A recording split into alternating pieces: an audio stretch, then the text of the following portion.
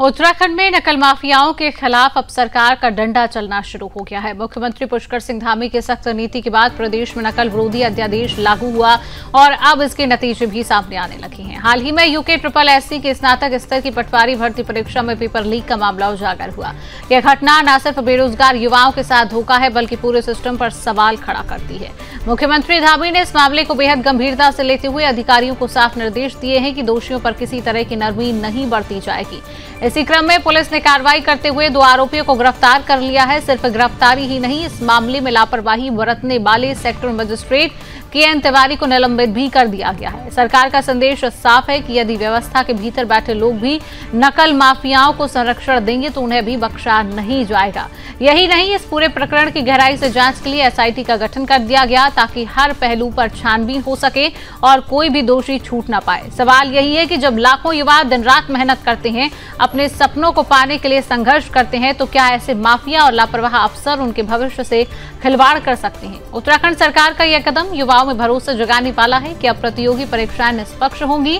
साथ ही यह संदेश भी साफ है कि प्रदेश में नकल और भ्रष्टाचार करने वालों की अब खैर नहीं। सरकार की सख्ती से युवाओं को उम्मीद है कि आने वाले समय में उत्तराखंड में मेहनत ही सफलता की कुंजी होगी, न कि नकल या सिफारिश। देखिए, पिछले 4 वर्षों में हमने 25,000 नियुक्तियां पारदर्शी और निष्पक्ष तरीके से संपन्न की है। उसी का परिणाम है कि आज 25,000 अभी तक नियुक्तियां संपन्न हो चुकी हैं और एक में भी किसी में भी कोई ऐसा प्रकरण नहीं आया जिसमें कहीं पर नकल की गई हो, कहीं पर पारदर्शिता न अपनाई गई हो।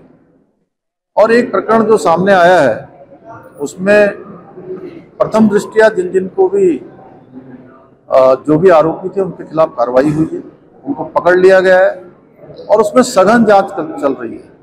जो भी उस केंद्र से संबंधित या उस परीक्षा से संबंधित जिनके ऊपर भी अपने दायित्वों का निर्वहन करने का आरोप है या जिन्होंने कर्तव्यों में ढिलाई बरती है, उनके खिलाफ कठोर कार्रवाई होगी। किसी को छोड़ा नहीं जाएगा।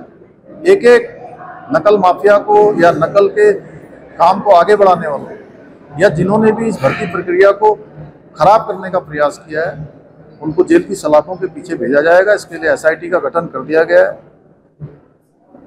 उच्च न्यायालय के माननीय न्यायाधीश सेवानिवृत्त उनकी अध्यक्षता में SIT कमेटी का गठन कर दिया गया है। किसी भी कीमत पर इन नकल जिहादियों को छोड़ा नहीं जाएगा, उनको जेल की सलाखों के पीछे भेजा जाएगा। और मैं सभी अभिभावकों से भी कहना चाहता हूँ, सभी छात्र छात्राओं से भी कहना चाहता हूँ कि जिन्होंने भर्ती परीक्षाओं में सम्मिलित होना है, जो अभ्यर्थी हैं हमारे, वो सब अपनी तैयारियां करें, वो निश्चिंत रहें